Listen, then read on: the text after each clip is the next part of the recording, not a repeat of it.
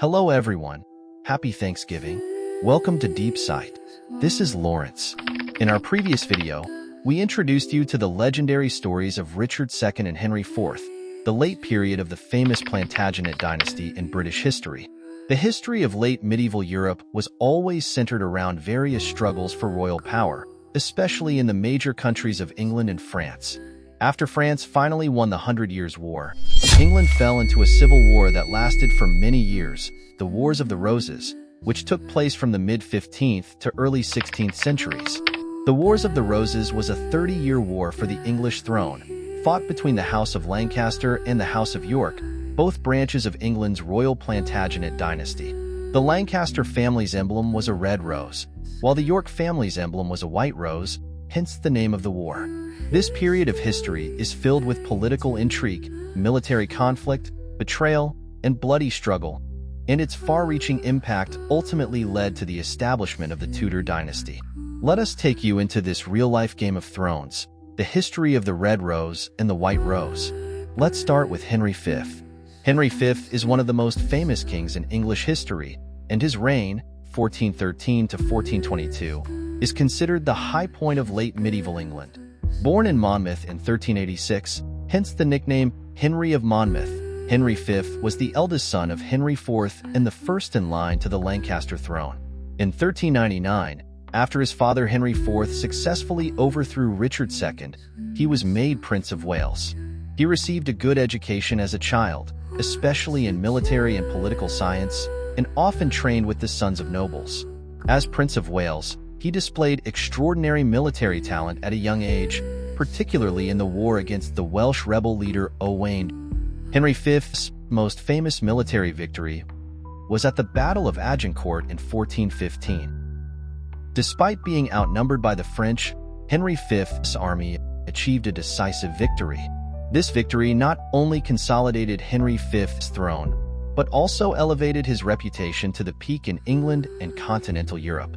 During his reign, Henry V, through a series of wars and treaties with France, successfully seized large parts of French territory, including Normandy. Especially through the Treaty of Troyes in 1420, Henry V was recognized as the heir to the French throne and married the French Princess Catherine, bringing great prestige and power to the English royal family. Henry V also made contributions to domestic policy, strengthening royal power and improving the legal and judicial system. During his reign, the country was relatively stable and the economy developed to some extent. Henry V was a devout Christian who supported the church and promoted religious and cultural development. During his reign, English cultural life was also relatively prosperous. Although Henry V's reign was short, his military victories and political achievements during his reign made him a legendary figure in English history. His life and deeds have also inspired literary works such as those of Shakespeare. Henry V died of dysentery at the age of 29 on August 31, 1422, at Vincennes Castle in France. At the time, he was in the midst of a military campaign in the 100 Years' War. Henry V's death had a significant impact on both England and France, as it led to the succession issue to the English throne and also affected the course of the 100 Years' War. History is sometimes truly dramatic, and a small case of dysentery lost the opportunity for the unification of England and France. If he could have lived another 10 years, European history might have changed, France might have disappeared from history, and England would have become the greatest power in Europe. After Henry's death, his son Henry VI inherited the throne, but due to his young age, England's political situation became even more unstable. Henry VI was born on December 6, 1421, the only son of Henry V and Catherine of Valois. He inherited the English throne at the age of 9 months and was ruled by a regency council. After the death of his maternal grandfather Charles VI, he also nominally became King of France according to the Treaty of Troyes. Henry VI made significant contributions to education. In 1440, at the age of 19, he founded Eton College and King's College, Cambridge, which are still among the most prestigious educational institutions in Britain today. However, Henry VI's reign is considered weak and ineffective, mainly because he was not interested in politics and may have been mentally unstable due to inbreeding. During his reign, England lost many of the gains made during Henry V's time. and the Anglo-French War turned completely upside down in the early years of his reign. In the 1430s, the French, inspired by Joan of Arc, turned into a nationwide anti-English struggle and gradually regained lost territory. By 1453, England had lost almost all of its territory in France, except for the port of Calais. This failure sparked widespread discontent at home and exacerbated tensions among the nobility, leading to a long civil war, the Wars of the Roses. This war was a struggle between the House of Lancaster and the House of York, ultimately leading to the downfall of the Lancaster dynasty. Henry VI's succession was a core cause of the outbreak of the Wars of the Roses. Henry VI was a member of the House of Lancaster, and his grandfather Henry IV ascended the throne by overthrowing his cousin Richard II, but Henry IV's succession to the throne was not strong. According to the order of succession, the throne should have passed to the male descendants of Lionel of Antwerp, the second son of Edward III, rather than Henry IV. When Richard II was deposed, the legitimate heir to the throne should have been Roger Mortimer, 4th Earl of March, but he had already died, so the throne should have passed to his eldest son, Edmund Mortimer. However, after Richard II's death, Henry IV usurped the throne, a move that was tolerated by those who were dissatisfied with Richard II's rule at the time, but also sowed the seeds of later controversy. During Henry VI's reign, his mental illness and political incompetence led to national chaos. At this time, the House of York, which had been silent for many years, quietly rose. Let us introduce you to the first major player in the outbreak of the Wars of the Roses. Richard, Duke of York, Richard Plantagenet, was an important figure in English history whose power struggle helped trigger the Wars of the Roses. Born on September 21, 1411, Richard was the son of Richard of Cambridge and Mortimer. His family background made him a strong claimant to the English throne. Richard, Duke of York's father, Richard of Koenigsberg, was also a descendant of Edward III. Richard of Koenigsberg was the second son of Edmund of Langley, the fourth son of Edward III.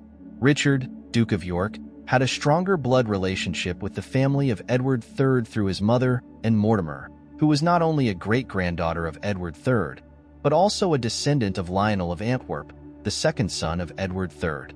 Thus, Richard, Duke of York, was related to Edward III through both his parents, giving him a strong claim to the throne. This became an important basis for his claim to the throne during the Wars of the Roses. Richard received a strict royal education and gained control of grassroots power from the bottom up. He served as governor in Normandy, his ancestral homeland, and held various important positions in Ireland, France, and England. As an opponent of the House of Lancaster, Richard played an important role in the political turmoil of the 1450s. His conflicts with Henry VI's wife, Margaret of Anjou, and other court members, such as Edmund Beaufort, Duke of Somerset, were major causes of the Wars of the Roses. Due to Henry VI's mental instability, Richard became protector of England between 1453 and 1455 with the support and nomination of the nobility. The outbreak of the Wars of the Roses stemmed from Richard's attempt to seize the throne, but he was eventually dissuaded. Nevertheless, he reached an agreement with Henry VI that he would become king after Henry's death. In 1455, England's political situation was turbulent. Henry VI was unable to govern due to mental illness, and his wife Margaret of Anjou and Richard Neville, Earl of Salisbury, were in actual control of power. Although Henry VI had various problems, he had a strong wife, Margaret. Margaret of Anjou was born on March 23, 1430, the second daughter of René, King of Naples and Duke of Anjou, and Isabella, Duchess of Lorraine. Margaret was a major figure in the Lancastrian cause during the Wars of the Roses, known for her courageous and indomitable spirit. As Henry VI often suffered from mental breakdowns, Margaret often ruled the kingdom in his place. Margaret's family background was also very distinguished. Her father, René, was described as a man with many crowns but no kingdom. Her family included several prominent women who exercised power as regents and ladies in politics, war, and administration. For example, her mother Isabella fought on behalf of her husband while he was imprisoned by the Duke of Burgundy and ruled the Duchy of Lorraine in her own right. Her grandmother Yolande of Aragon, when Margaret was still a child, ruled the Duchy of Anjou as regent for her son, expelling English forces and supporting the disinherited Dauphin of France. The examples of these family members may have provided a precedent for Margaret's later actions as regent for her son. Richard, Duke of York, seized the opportunity to strengthen his claim to the throne. He imprisoned Henry VI's favorite, Edmund Beaufort, and supported his allies in a series of minor conflicts. When Henry VI recovered, Queen Margaret drove the Duke of York out of court, leading to York's armed response and the first open conflict of the Wars of the Roses, the First Battle of St. Albans. Richard led the Yorkist army to London. The Lancastrian army assembled at St. Albans to block the Yorkist advance. On May 22nd, the Yorkist and Lancastrian armies clashed in and around the town of St. Albans. The Yorkists, taking advantage of the narrow streets and town terrain, broke through the Lancastrian lines. A key Yorkist assault caused confusion in the Lancastrian command, and many senior commanders were defeated or captured, including the Earl of Salisbury. The Yorkists emerged victorious, capturing Henry VI and forcing him to recognize Richard as protector. This battle marked the official beginning of the Wars of the Roses, with the Yorkists gaining the initial advantage. On October 12, 1459, as the Yorkist power grew, Henry VI decided to take action against the Yorkists. Richard, Duke of York, decided to defend his position through military action. The Yorkist army gathered at Ludford Bridge to confront the Lancastrian army. The Lancastrian army was large and well-equipped. The battle began, and the Yorkist army was quickly overwhelmed. Due to the defection of some troops, the Yorkist lines collapsed. Richard, realizing the unfavorable situation, decided to retreat. He and his supporters fled to Ireland and Calais. The Yorkists suffered a major defeat at Ludford Bridge, and their power was temporarily weakened. The Lancastrians regained control of the government, and Henry VI's rule was maintained. On July 10, 1460, the Battle of Northampton erupted. Richard Neville, Earl of Warwick, and other Yorkist leaders returned from Calais, planning to regain power. The Yorkist army gathered at Northampton to confront the Lancastrian army. Henry VI's army was stationed in Northampton. In the morning, the Yorkist army launched an attack. Due to Warwick's planning, the Lancastrian defensive line was breached. The Yorkist assault caused the Lancastrian lines to collapse rapidly. Henry VI was captured, and many senior Lancastrian commanders were defeated or captured. The Yorkists gained control of the government. Richard was reinstated as protector, and the Lancastrian forces suffered a major blow. Then, history took an unexpected turn in 1460. On December 30th of that year, the Battle of Wakefield erupted. In 1460, Richard, Duke of York, after several small-scale battles with the House of Lancaster, decided to launch a decisive battle. The Second Battle of St. Albans took place in the eastern town of St. Albans. Richard of York led the Yorkist army against Henry VI and his supporters. Initially, the battle favored the Yorkists, and the Duke of York successfully occupied the battlefield and defeated the Lancastrian army. However, the tide of the battle turned dramatically. The Lancastrian army suddenly received significant reinforcements from northern supporters, and the situation quickly reversed. Richard of York was captured in this battle. After Richard of York's capture, he was brought to the Lancastrian camp. According to the custom of the time, captured nobles were usually imprisoned until negotiations and ransom. However, Richard of York's fate was more tragic. At that time, the Lancastrian supporters were eager to weaken the Yorkist forces and completely eliminate the threat posed by Richard of York. Richard of York was brutally murdered by the Lancastrian army after his capture. The specific cause and process of his death are described differently in various accounts, but it is generally believed that Richard of York was taken to London and killed there. Regarding his manner of death, one account suggests he was killed in the Parliament building, and there are even rumors that he was brutally slit-throated or poisoned while imprisoned. Historians generally believe that Richard of York's murder was not merely due to personal enmity, but rather because of the threat he posed in the struggle for the throne. The House of Lancaster, in order to completely eliminate this threat, decided to execute him immediately after his capture. The place of his execution is believed to be the Tower of London or near the Parliament building. While there is no definitive evidence that he was beheaded, according to the customs of the time, His death may have been carried out by beheading. A widely circulated account suggests that Richard of York was subjected to extreme humiliation during his execution. Some records indicate that his body may have been desecrated, and there are even claims that his head was severed and displayed on London Bridge. Such actions were not uncommon in medieval political struggles, especially when those in power wanted to publicly demonstrate their complete victory over their enemies. Richard of York's death had profound historical significance. His death marked a major loss for the House of York in the Wars of the Roses, especially after his failure to successfully inherit the throne. The entire family faced a more severe situation. Richard of York's death brought a brief victory to Henry VI and the House of Lancaster, but it did not fundamentally resolve the war situation. After Richard of York's death, his son Edward IV inherited the leadership of the House of York. Edward IV was forced to flee to Flanders, a region in present-day Belgium. However, despite the loss of his father, Edward did not give up his quest for revenge. He still had many supporters, especially in the north and central regions. The tragic death of his father ignited a strong desire for revenge among the entire family, and they eventually rose again in battle. Edward was determined to avenge his father and seize the throne. On March 29, 1461, the Battle of Towton erupted. The Battle of Towton was the largest and bloodiest battle in the Wars of the Roses. The Red and White Rose families gathered large armies at Towton. The Lancastrian army was commanded by supporters of Henry VI, while Edward led the Yorkists. The battle unfolded in heavy snowfall. The Yorkists, taking advantage of the weather and terrain, launched an attack. The two sides engaged in intense fighting, resulting in heavy casualties over a prolonged period. Edward's army gradually gained the upper hand. Edward's cavalry launched a final charge, completely defeating the Lancastrian army. Warwick, Earl of Warwick, assembled a powerful army and prepared to confront Edward IV's army at Barnet.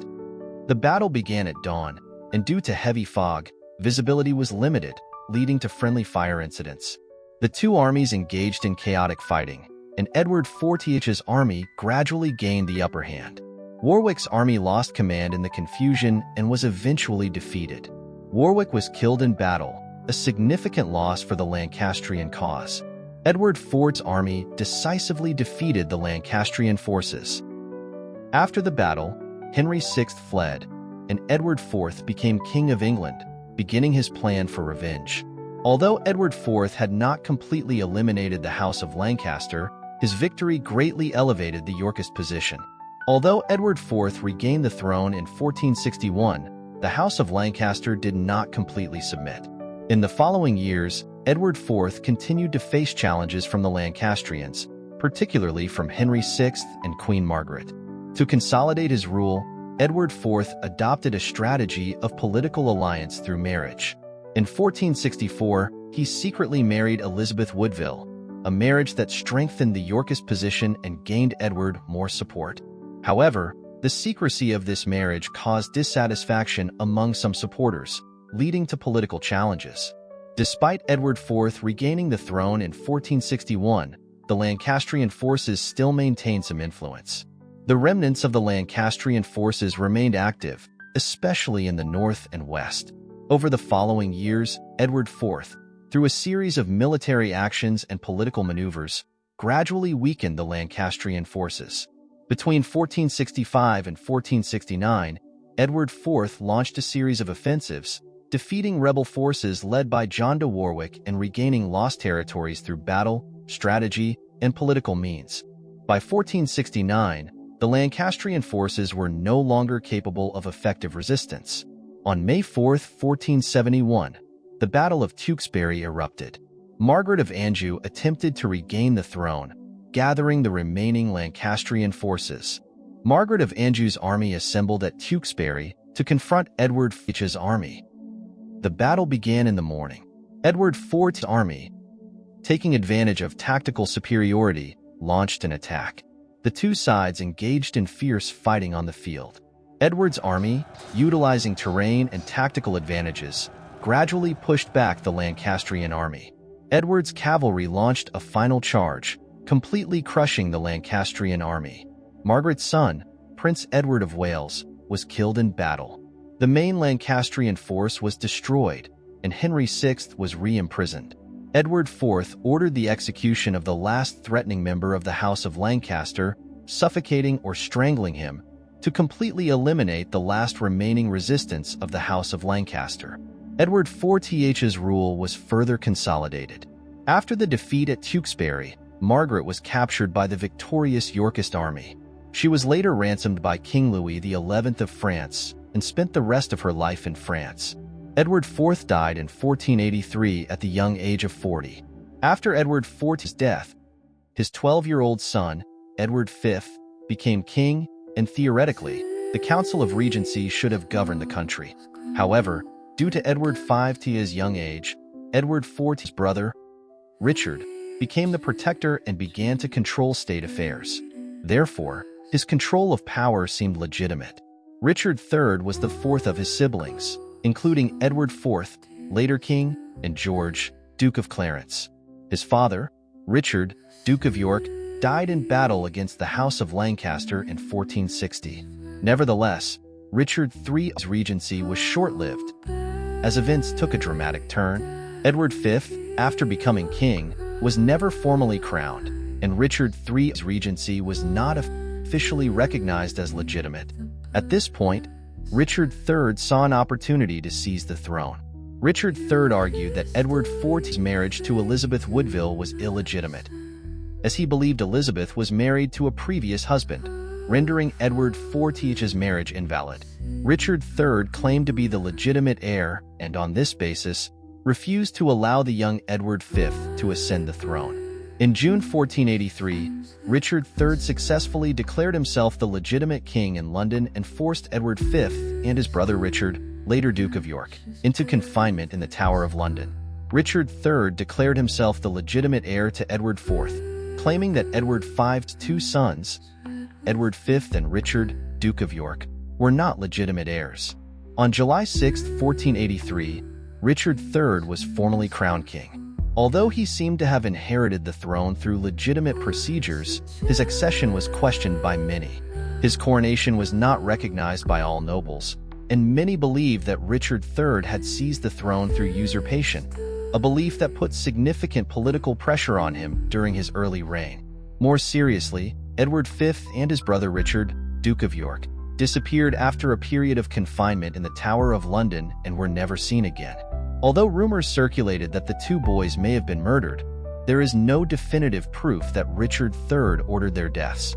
Some historians believe that this may have been a measure taken by Richard III to consolidate his rule, but no definitive conclusion has been reached. As a widely perceived usurper, Richard III faced significant discontent and opposition from many. Richard III encountered a series of rebellions and opposing forces, particularly in 1485, when a rebellion led by Henry Tudor threatened his regime. Henry Tudor, later known as Henry VII and the founder of the Tudor dynasty, also had royal blood, but his lineage was more indirect. Henry Tudor was connected to the English royal family through his mother's family, the Beaufort family, rather than directly through his father's family. Henry VII's lineage was complex. His father, Edmund Tudor, was the son of Welsh nobleman Thomas Tudor, who was not a member of the royal family. Therefore, Henry's paternal line had no direct royal blood. Henry VII's mother, Margaret Beaufort, was a member of the Beaufort family and was directly related to the English royal family. The Beaufort family's connection to the royal family came through John Beaufort, who was a descendant of John of Gaunt, the third son of Edward III. John Beaufort was a descendant of Edward III through his mother's family, so Margaret Beaufort actually had royal blood. Although Henry VII was related to the royal family, his claim to the throne was not direct. Henry VII's lineage was more distant and less illustrious compared to the House of Lancaster. Henry VII's succession was more tied to the political struggles of the Wars of the Roses. Henry Tudor rose through personal ability and supported forces opposed to the House of York, becoming a symbolic figure of the House of Lancaster. Henry's main supporters included disaffected nobles, followers of the House of Lancaster, and forces from Wales and France. On August 22, 1485, the Battle of Bosworth Field erupted. Henry Tudor gathered an army, including foreign mercenaries, to seize the throne. Henry's army confronted Richard III's army on Bosworth Field. Henry's army was smaller but had strong foreign support. The battle began in the morning, with Henry Tudor's army launching the attack. Richard III led his army in a counterattack.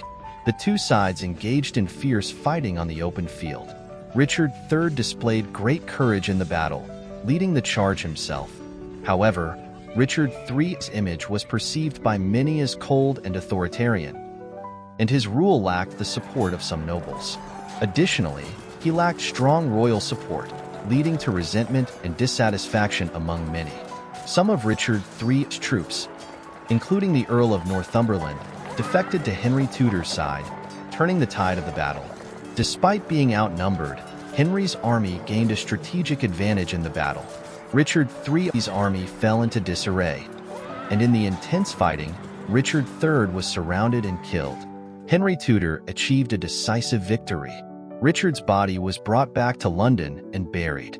Henry's victory and his ascension to the throne as Henry VII marked the beginning of the Tudor dynasty. Richard III's death and Henry VII's accession ended the Wars of the Roses. On June 16, 1487, the Battle of Stoke began. The remnants of the Yorkist forces supported Lambert Simnel, who posed as Edward IV-Teach's son, in an attempt to overthrow Henry VII. The rebels gathered at Stoke to confront Henry VII's army. Henry VII quickly assembled a powerful army and decisively defeated them. This battle marked the final chapter of the decades-long Wars of the Roses. The bloody, decades-long civil war of the Wars of the Roses ultimately determined the fate of the English royal family and ushered in the Tudor dynasty. Henry VII's victory and the establishment of the Tudor dynasty brought relative stability and prosperity to England. Through marriage and political means, Henry VII gradually weakened the power of the nobility and strengthened central authority. He also married into the House of York, symbolically ending the conflict between the two families. Henry VII implemented a series of political and economic reforms to consolidate his power. He established courts to try noblemen for wrongdoing, thus limiting their power. Henry VII also focused on economic development, promoting commerce and trade to increase national revenue. His rule laid a solid foundation for the later Tudor dynasty, leading England towards increasing strength.